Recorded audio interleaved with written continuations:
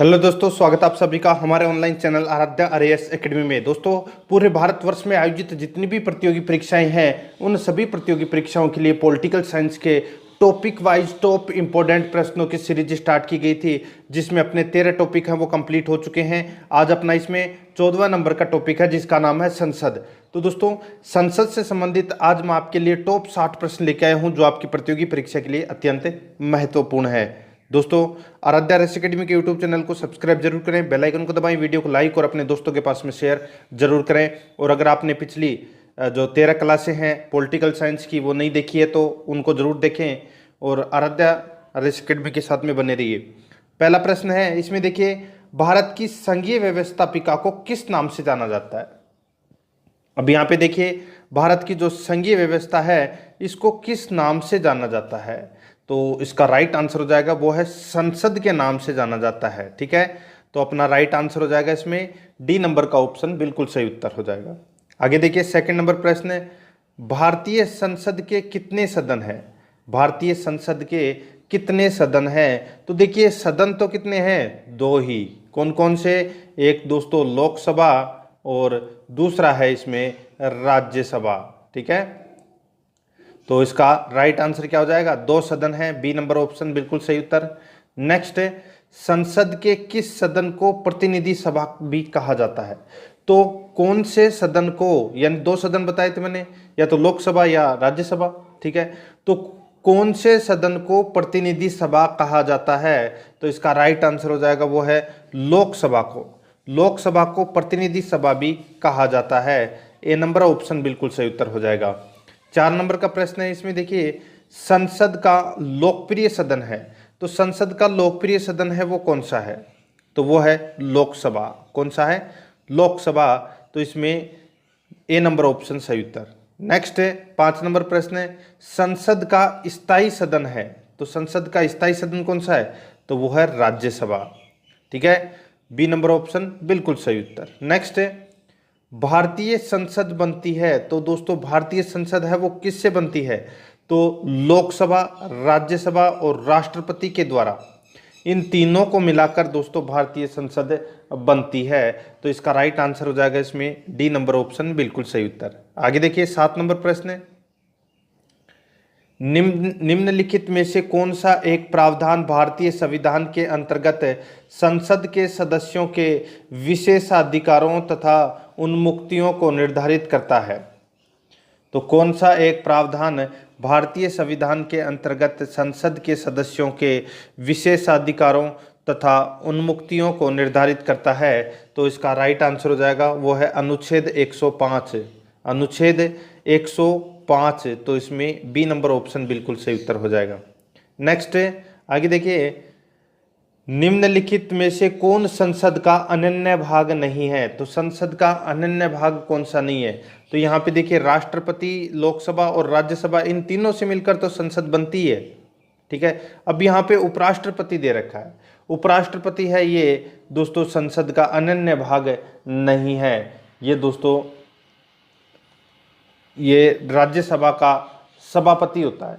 ठीक है, ये आपको इसमें याद रखना है, तो बी नंबर ऑप्शन बिल्कुल सही उत्तर। 9 नंबर प्रश्न है, इसमें देखिए, भारत के संविधान में कहा गया है कि भारत की संसद के 3 अंग होते हैं, इनमें से एक अंग लोकसभा और दूसरा अंग राज्यसभा, और जबकि तीसरा अंग कौन सा है, तो ये तो दोस्तों राष्ट्रपति हो जाएगा। ठीक है, तीनों से मिलकर ही तो संसद बनती है, ए नंबर ऑप्शन बिल्कुल सही उत्तर।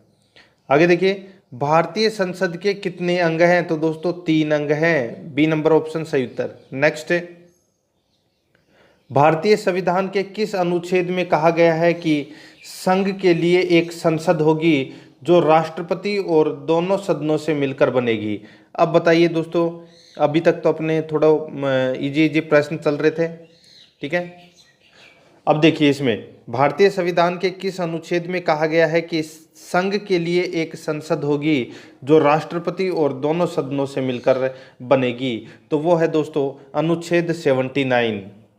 अनुच्छेद 79। ठीक है, तो इसमें कहा गया है कि राष्ट्रपति और दोनों सदनों से मिलकर बनेगी संसद, तो इसमें बी नंबर ऑप्शन सही उत्तर। आगे देखिए, निम्नलिखित में से कौन असत्य है, तो कौन यहाँ पे असत्य है? तो यहाँ पे देखिए लोकसभा को संसद का प्रथम सदन कहा जाता है, बिल्कुल सही है। दूसरा देखिए राज्यसभा को संसद का द्वितीय सदन कहा जाता है, ये भी बिल्कुल सही है। यहाँ पे तीसरा देखिए राज्यसभा एक अस्थायी सदन है, ये गलत हो जाएगा दोस्तों। राज्यसभा है वो स्थायी सदन है, ठीक है। कैसा सदन है? स्थायी सदन। यहाँ पे अस्थायी गलत दे रखा है, तो अपना राइट आंसर क्या हो जाएगा? वो है सी नंबर का ऑप्शन, क्योंकि इसमें असत्य कथन पूछा गया था। आगे देखिए लोकसभा संसद का लोकप्रिय सदन है, बिल्कुल सही है, तो सी नंबर ऑप्शन बिल्कुल सही उत्तर है। नेक्स्ट है 13 नंबर का प्रश्न है निम्नलिखित कथनों में से कौन सही है? तो कौन इसमें सही है वो अपने को इसमें बताना है। देखिए लोकसभा भारतीय जनता का प्रतिनिधि सभा है, बिल्कुल सही है दोस्तों, भारतीय जनता की प्रतिनिधि सभा है लोकसभा। और राज्यसभा संसद का उच्च सदन है, ये भी इसमें बिल्कुल सही है। राज्यसभा राज्यों का प्रतिनिधित्व करता है, ये भी दोस्तों इसमें बिल्कुल सही है। तो इसका राइट आंसर क्या हो जाएगा? इसमें तीनों ही कथन सही है, तो इसका मतलब डी नंबर ऑप्शन अपना राइट आंसर हो जाएगा। आगे देखिए संसद का निम्न सदन एवं उच्च सदन क्रमशः है। संसद का निम्न सदन एवं उच्च सदन क्रमशः है, तो वो कौन सा है? तो वो है लोकसभा एवं राज्यसभा। निम्न सदन तो लोकसभा और उच्च सदन राज्यसभा, ठीक है। बी नंबर ऑप्शन सही उत्तर। नेक्स्ट है संसद को भंग करने के लिए कौन सक्षम है? तो संसद को भंग करने के लिए राष्ट्रपति सक्षम है, यानी कि राष्ट्रपति है वो संसद को भंग कर सकता है। ए नंबर ऑप्शन सही उत्तर। नेक्स्ट 16 नंबर का प्रश्न है, इसमें देखिए भारतीय संसद की संप्रभुता प्रतिबंधित है। भारतीय संसद की संप्रभुता प्रतिबंधित है, तो ये है दोस्तों न्यायिक समीक्षा से। किससे? न्यायिक समीक्षा से। बी नंबर का ऑप्शन बिल्कुल सही उत्तर हो जाएगा। आगे देखिए संसद के कितने सत्र होते हैं? संसद के कितने सत्र होते हैं? तो दोस्तों संसद के देखिए बजट सत्र भी होता है, मानसून सत्र भी होता है और शीतकालीन सत्र भी होता है, ठीक है। तो इसका राइट आंसर क्या हो जाएगा? ये तीनों सत्र होते हैं संसद के, तो इसका राइट आंसर डी नंबर का ऑप्शन बिल्कुल सही उत्तर, उपरोक्त सभी।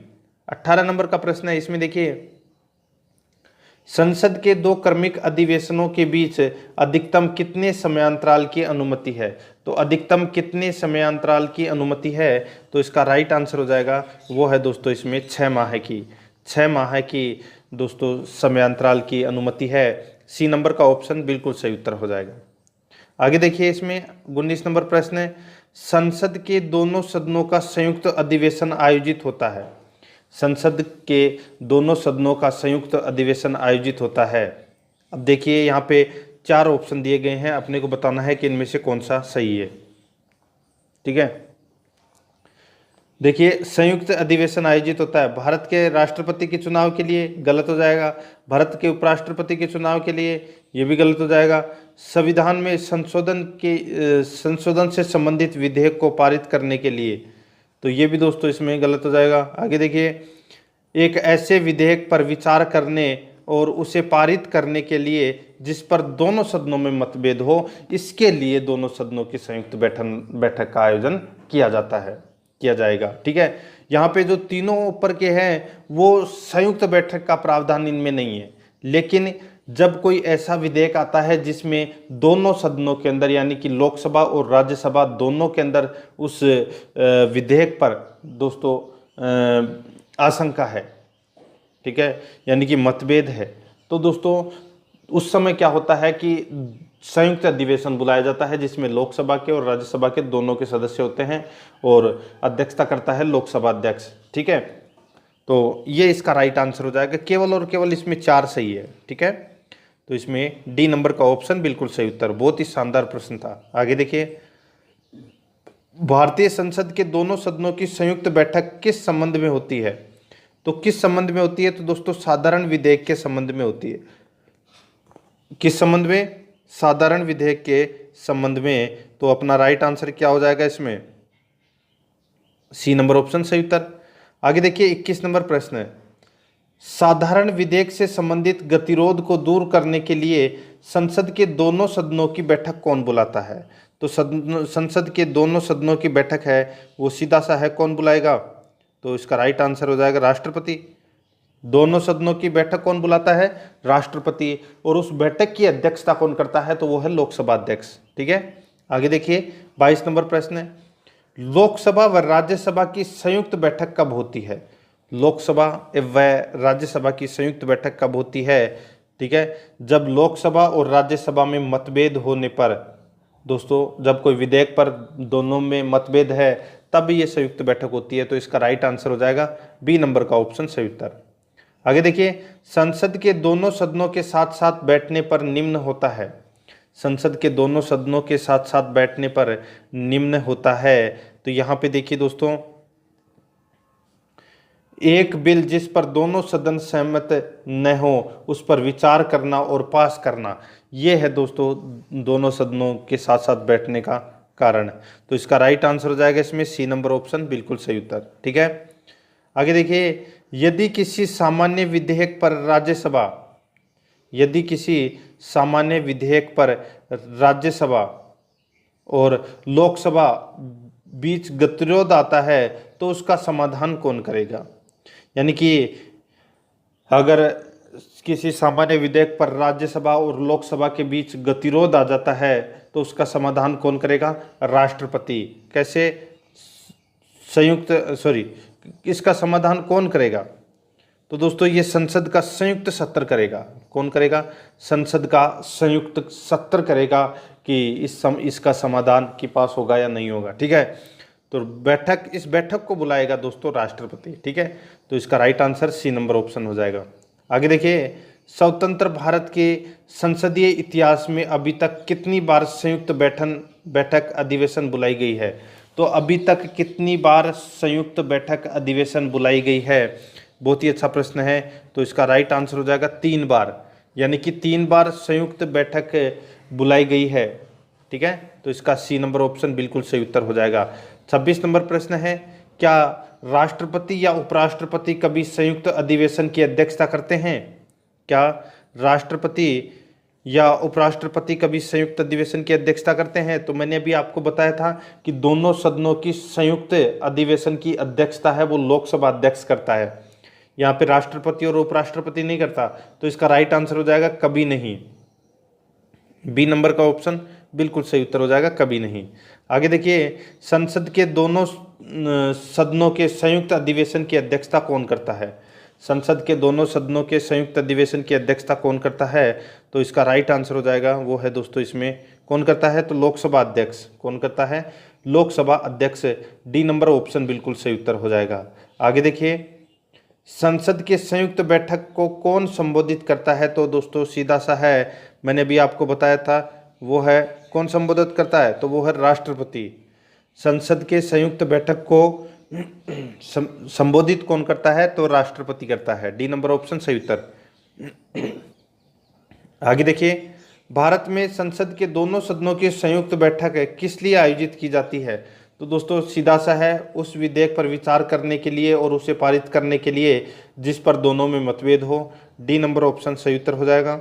आगे देखिए, इसमें 30 नंबर प्रश्न है, संसद के संयुक्त अधिवेशन में विधेयक पारित होता है।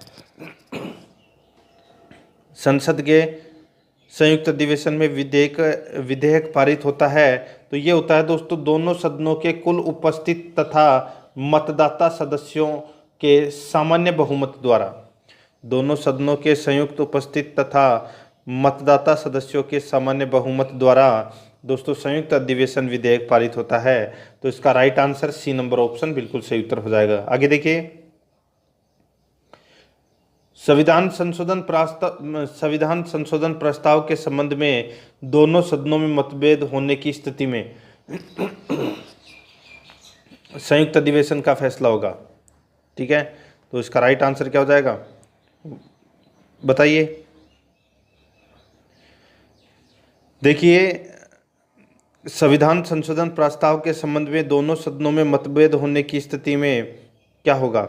यानी कि संयुक्त अधिवेशन हो रहा है और मतभेद हो गया तो क्या होगा? तो प्रस्ताव गिर जाएगा। क्या हो जाएगा? प्रस्ताव है वो गिर जाएगा। तो इसमें डी नंबर ऑप्शन बिल्कुल सही उत्तर हो जाएगा। आगे देखिए, इसमें संसद की कार्यवाही सूची में प्रथम विषय होता है। संसद की कार्यवाही सूची में प्रथम विषय है वो प्रश्नकाल का होता है। क्या होता है? प्रश्नकाल का। बी नंबर ऑप्शन सही उत्तर। नेक्स्ट है, कौन सी प्रथा संसदीय प्रणाली को भारत की देन है? यानी कि कौन सी प्रथा संसदीय प्रणाली को भारत की देन है? तो इसका राइट आंसर हो जाएगा वो है इसमें शून्यकाल। शून्यकाल है ये प्रथा है, ये भारत की देन है। ठीक है, शून्यकाल। तो इसमें ए नंबर ऑप्शन बिल्कुल सही उत्तर हो जाएगा। आगे देखिए, संसद के किसी सदस्य की सदस्यता तब समाप्त समझी जाती है यदि वह बिना सदन को सूचित किए अनुपस्थित रहता है। कितने दिनों तक अगर कोई संसद का सदस्य बिना कारण बताए या बिना सदन को सूचित किए अगर सदन नहीं जाता है तो उसकी सदस्यता समाप्त कर दी जाती है। तो वो यहाँ पे जो वो कितने दिन की अवधि दे रखी है? तो अगर कोई व्यक्ति 60 दिन तक सदन में उपस्थित नहीं रहता है और वो भी बिना सूचित किए सदन को, तो उसकी सदस्यता है वो समाप्त कर दी जाती है। ए नंबर ऑप्शन सही उत्तर है। 35 नंबर प्रश्न है, एक वर्ष में कम से कम कितनी बार संसद की बैठक होना आवश्यक है? तो दोस्तों कितनी बार होना आवश्यक है? तो वह 2 बार बैठक होना आवश्यक है। बी नंबर ऑप्शन बिल्कुल सही उत्तर हो जाएगा। आगे देखिए, भारतीय संसद के दोनों सदनों की संयुक्त बैठक किस संबंध में होती है?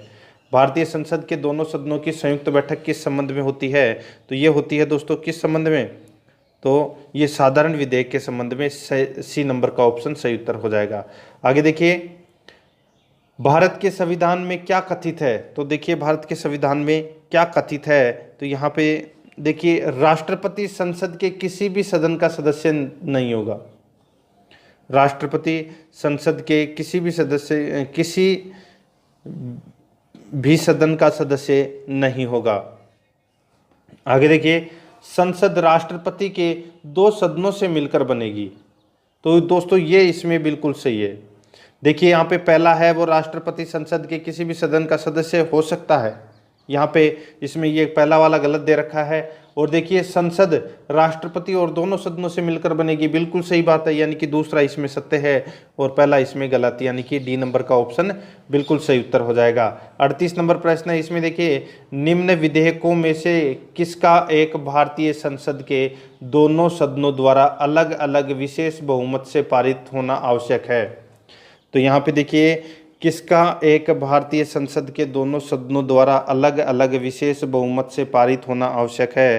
तो इसका राइट आंसर हो जाएगा वो है इसमें दोस्तों संविधान संशोधन विधेयक है।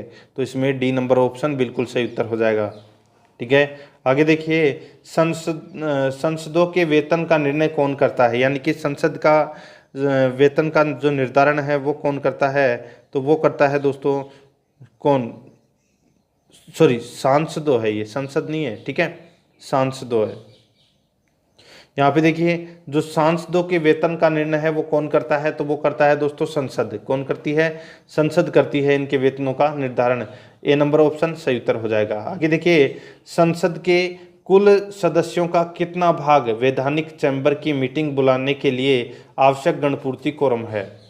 संसद के कुल सदस्यों का कितना भाग वैधानिक चैम्बर की मीटिंग बुलाने के लिए आवश्यक गणपूर्ति कोरम है? तो इसका राइट आंसर हो जाएगा वो है दोस्तों इसमें 1/10 भाग। ए नंबर का ऑप्शन बिल्कुल सही उत्तर हो जाएगा, 1/10 भाग। नेक्स्ट क्वेश्चन है 41 नंबर प्रश्न है, संसदीय प्रणाली वाली सरकार को अन्य किस नाम से जाना जाता है? तो अन्य किस नाम से जाना जाता है? तो इसको जाना जाता है दोस्तों संघीय सरकार के नाम से। किस नाम से? संघीय सरकार। तो इसका सी नंबर ऑप्शन सही उत्तर हो जाएगा। 42 नंबर प्रश्न है, भारतीय राजनीतिक व्यवस्था में कार्यपालिका के अधीन रहकर कार्य करती है। तो कार्यपालिका किसके अधीन रहकर कार्य करती है भारतीय राजनीतिक व्यवस्था में? तो इसका राइट आंसर हो जाएगा वो है न्यायपालिका। न्यायपालिका के अधीन रहकर कार्यपालिका है वो कार्य करती है। ए नंबर ऑप्शन बिल्कुल सही उत्तर हो जाएगा। नेक्स्ट है, आगे देखिए 43 नंबर प्रश्न है, संविधान लागू होने के बाद सर्वप्रथम त्रिशंकु संसद का गठन कब हुआ? संविधान लागू होने के बाद सर्वप्रथम त्रिशंकु संसद का गठन है वो कब हुआ? तो इसका राइट आंसर हो जाएगा वो है 1989 में। ठीक है, 1989 में दोस्तों त्रिशंकु संसद का गठन हुआ था। ठीक है, तो इसमें बी नंबर ऑप्शन सही उत्तर हो जाएगा। आगे देखिए, अस्थायी संसद भारत में कब तक अस्तित्व में रही? अस्थायी संसद भारत में कब तक अस्तित्व में रही? तो ये रही थी दोस्तों कब तक? तो ये 17 अप्रैल 1952 तक, 17 अप्रैल 1952 तक। डी नंबर ऑप्शन बिल्कुल सही उत्तर हो जाएगा। आगे देखिए, भारत की पार्लियामेंट यानी कि संसद का उद्घाटन कब हुआ था? तो भारत की संसद का उद्घाटन है ये कब हुआ था? तो ये हुआ था 1927 में। कब हुआ था? 1927 में उद्घाटन हुआ था। ठीक है, आगे देखिए 46 नंबर प्रश्न है, संसद के दोनों सदनों का सत्रावसान कौन करता है? तो संसद के दोनों सदनों का सत्रावसान कौन करता है? तो इसका राइट आंसर हो जाएगा वो है इसमें राष्ट्रपति। तो इसमें बी नंबर ऑप्शन बिल्कुल सही उत्तर हो जाएगा। आगे देखिए, इसमें संसद के किन सदस्यों को गैर सरकारी सदस्य कहा जाता है? संसद के किन सदस्यों को गैर सरकारी सदस्य कहा जाता है? तो इसका राइट आंसर हो जाएगा वो है दोस्तों मंत्री के अलावा अन्य प्रत्येक सांसद को, मंत्री के अलावे अन्य प्रत्येक सांसद को गैर सरकारी सदस्य कहा जाता है। तो इसमें बी नंबर का ऑप्शन बिल्कुल सही उत्तर हो जाएगा। आगे देखिए, भारत सरकार के निर्णयानुसार संसद का एक सदस्य अपने क्षेत्र के विकासात्मक कार्यक्रमों हेतु कितनी राशि खर्च कर सकता है? यहाँ पे देखिए, एक संसद का एक सदस्य अपने क्षेत्र के विकास कार्यों हेतु दोस्तों कितनी राशि खर्च कर सकता है? तो वो है दोस्तों इसमें 5 करोड़ रुपए। ठीक है, तो इसमें डी नंबर का ऑप्शन बिल्कुल सही उत्तर हो जाएगा। आगे देखिए, किसी संसद सदस्य की अयोग्यता के संदर्भ में निर्णय कौन करता है? किसी संसद सदस्य की अयोग्यता के संदर्भ में निर्णय कौन करता है? तो इसका राइट आंसर हो जाएगा वो करता है दोस्तों इसमें कौन? राष्ट्रपति। तो इसका राइट आंसर हो जाएगा इसमें सी नंबर ऑप्शन बिल्कुल सही उत्तर हो जाएगा। और आज का अपना अंतिम प्रश्न है, भारत की संचित निधि से धन निर्गम पर किसका नियंत्रण है? तो भारत की संचित निधि पर से धन निर्गम पर किसका नियंत्रण है? तो ये नियंत्रण है दोस्तों किसका? तो इसका राइट आंसर हो जाएगा वो है दोस्तों संसद का। तो इसका राइट आंसर डी नंबर का ऑप्शन बिल्कुल सही उत्तर हो जाएगा। ये दोस्तों आज मैंने आपको संसद से संबंधित टॉप 50 प्रश्न हैं वो कंप्लीट करवा दिए हैं। दोस्तों अगर आपने पिछली 13 क्लासें अगर नहीं देखी है तो आप प्ले लिस्ट में जाइए, वहाँ पे आपको फोल्डर मिल जाएगा political science topic wise question के नाम से। तो आप वहाँ जाके पिछली सारी क्लासें हैं वो जरूर देखें और आराध्या आरएस एकेडमी के यूट्यूब चैनल को सब्सक्राइब जरूर करें, बेल आइकन को दबाएं, वीडियो को लाइक और अपने दोस्तों के पास में शेयर जरूर करें। मिलते हैं दोस्तों नेक्स्ट वीडियो में। जय हिंद, जय भारत।